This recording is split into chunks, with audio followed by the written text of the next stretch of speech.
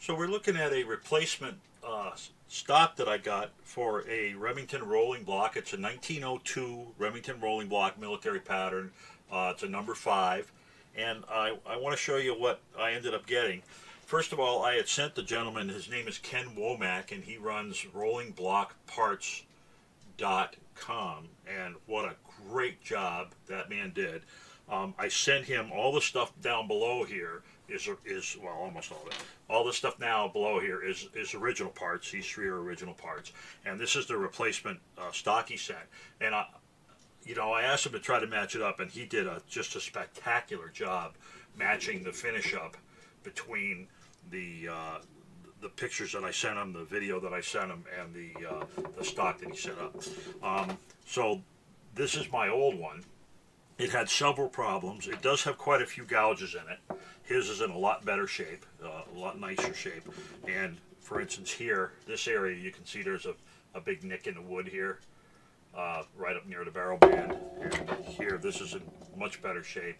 Another thing that is messed up with my original is if we slide it back over, the spring for the barrel band, the pin for that spring goes all the way across here. Well, this pin is broken, and so this does not work. This spring does not work. It just flops right out of there. So it's totally useless holding the barrel band on, which is really too bad.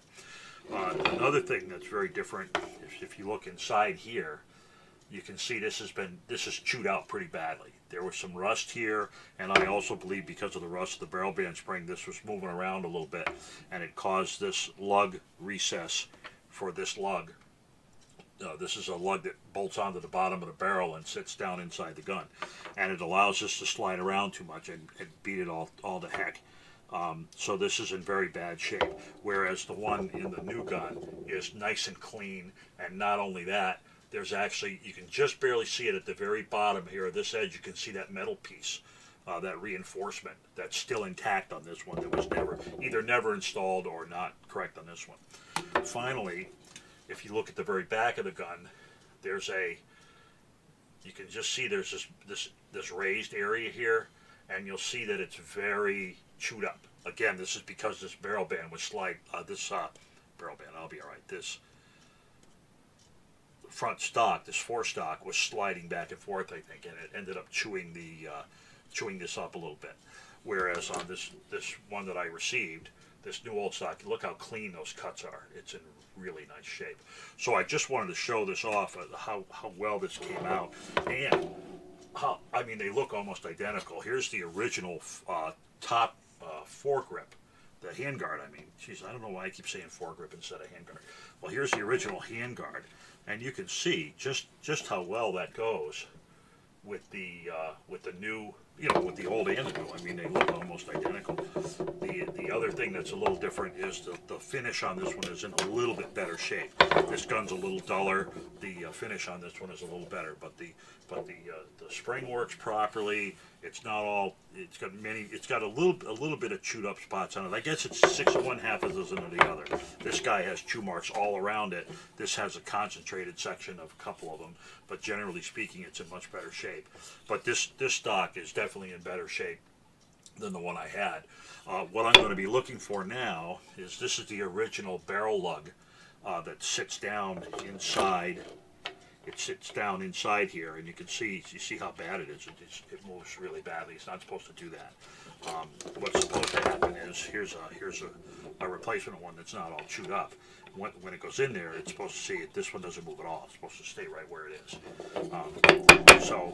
But the problem I had is this original one. First of all, they're not exactly the same size. They're slightly different. One is a little bit bigger than the other. The faces are about the same, but obviously these were probably handmade parts, so they're not exactly the same. But this part has the pin, the centering pin. So on the gun, there's a screw hole and there's a pinhole where this centering pin keeps this from twisting on the barrel, keeps it lined up properly. Well, when I ordered a new, not from Ken, when I ordered from another company, I ordered a replacement barrel lug. They sent the lug, no screw and no pin.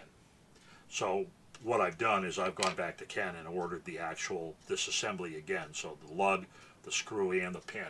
And when that comes in, I'll finish off this video and put it back together, and we'll see how well it does. But I just wanted to say how very impressed I was with how well Ken did matching up the gun. He really did a fantastic job matching up the wood parts of this gun. Now I do have a little bit of a problem with this handguard, in that you can see this is supposed to be square. This is not supposed to have that little hole in it. Put it, yeah, you can see it better now. You're not supposed to have that hole in it, and if you turn it upside down, you can see that must have got caught on something or something. It got popped out, and it looks like I didn't do it, because that's not a fresh mark. But these aren't that easy to find in decent shape, and this one's in really good shape when you get right down to it, except for that little nick, which I suppose I could putty and fill, but I'm not that interested. But I was very, very pleased at how well this matched the rest of the gun. And of course the rear stock on the gun, the butt stock on the gun, looks just like this. So it's going to look like it was original to the gun. It's going to be very nice. So when I get the new lug in, I will put this together, and I will continue this video.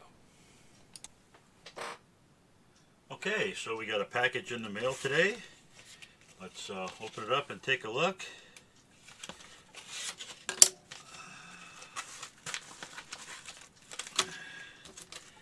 And yes, it is our lug part that we were looking for, our barrel lug. Let's take it out of here. Now the person that sent me this is from rollingblockparts.com. The gentleman's name is Ken Womack. Very good, very knowledgeable person, has a lot of interesting parts hanging around. So as you remember from what we said a little bit earlier, the lugs I had previously, my old lug had the pin in it. The new lug is not quite the same size, and I really wanted a newer screw and to have the pin. So let us take a look and see if that's going to fit. So we'll get our favorite bits here and match one up so we know we have a good, nice solid connection with the screw. And here on the gun, here's a little, this is the pin hole to keep it from twisting. There's the screw hole, so we'll throw the pin hole on there. We'll throw the screw on there. It'd help if I put the bit actually in the screwdriver. And I don't think that's going to work. I think the screw is either not long enough or not the right size. It's not the right size. Huh. Oh, that's too bad. So that's not going to work. So I will have to do something else about that. We'll try this again in a little bit. Okay, so I spoke to the gentleman at Rolling Block Parts, and he's going to look for another screw. In the meantime, the original screw that I had taken out was, we had buggered it up trying to get it out because it had been in there for 100 years.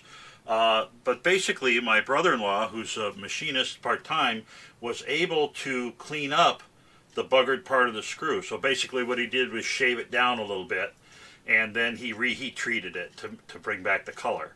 So it actually looks pretty good. So we're going to put it back together with that. So we're going to use the new stop that we got from Rolling Block Parts, and we're going to use the old screw. And we will be a little bit careful with the screw because it has lost a little bit of its head, and we want to make sure not to mess it up. Also, what I'm going to do is I'm going to use a little bit of blue Loctite in this, just so I don't have to really wrench down real hard on it, because it is a very old gun. So let's take a little bit of blue Loctite, put a little dabble dooya on there. Of course, I made a horrible mess. There we go. Get that off of me. And actually, maybe I'll put a little bit on the base here, where this is going to go. You can tell this where the base stops because that's where the gun's not pitted. And we'll put this together, nice and easy. And there she goes. Nice and snug, but not too bad. Yeah. Okay, we'll wipe up the excess glue. And now we have our barrel lug reinstalled, and we can do our final assembly. Now remember, the whole point of this was to get new furniture. Here is the newer stock with the better spring and the nice let out for the barrel stop. So that's ready to go. Let's see how hard it is to put this back together. Of course, I did this once before I went on camera, just to see how hard or easy it would be, and it went like a charm. So now we're going to put on our barrel band, and this time we're going to put them on correctly. Last time I think I had them on upside down. I thought you'd put them on with the U's facing the rear of the gun, but apparently you put them on with the U facing upward. So we will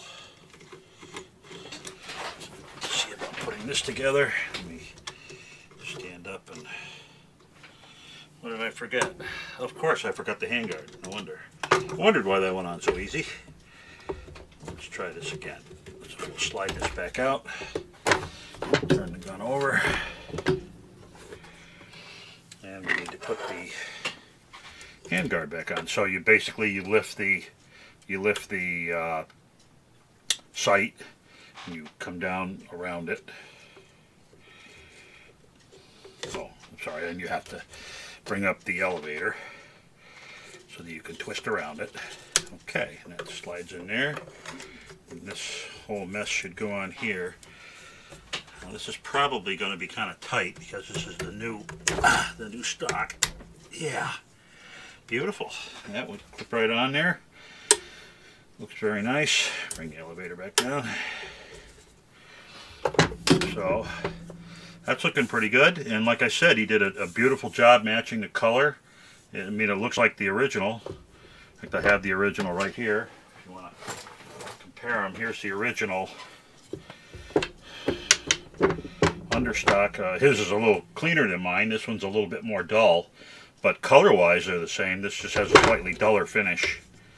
So beautiful. Okay, then to finish assembling this firearm, we're going to first we're going to try to figure out how to do this and keep it in camera. So camera. So what we're going to do, excuse me, is put on the front barrel band. And the front barrel band is weird because it has a nut. It has this nut that goes on. So again, we'll find the proper U. So U facing up, and then we'll turn it over so it's proper. You have to open this farther than you would think, otherwise it won't get past the dits for the bayonet lug. So you do have to open it enough to clear that.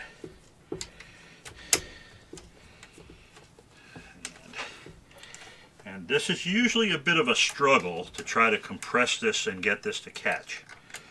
So we will see if I'm able to get it this time a little easier or not.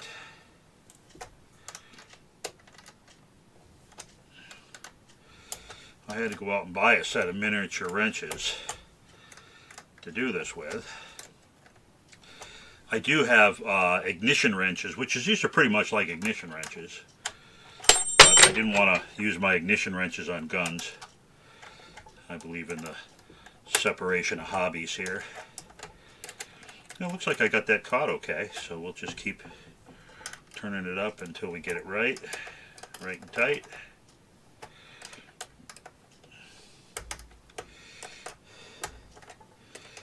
I like this particular wrench set because it has they're offset, but one of them is offset a lot, so it makes it a lot easier to, like in this, to get in here between the nut and the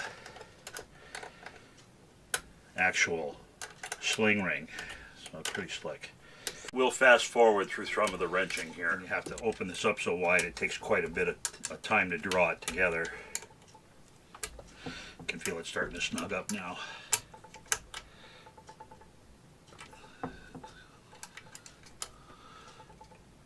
There we go. That's just about done.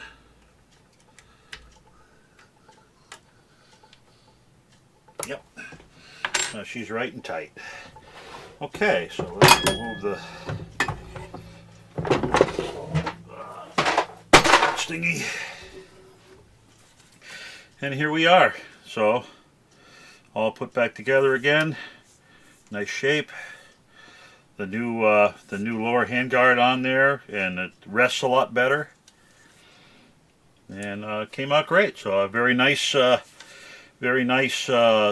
know, easy collector's copy of a 1902 number 5 Remington Rolling Block. And I have already fired this, so we won't be doing a range day with this again, just because we put the new furniture on. We'll leave it it is, and she will go find her place in the cabinet. So that's our replacement furniture video for the 1902 Remington number 5 rolling block in 7mm. And hope you enjoyed it, and have yourself a great day.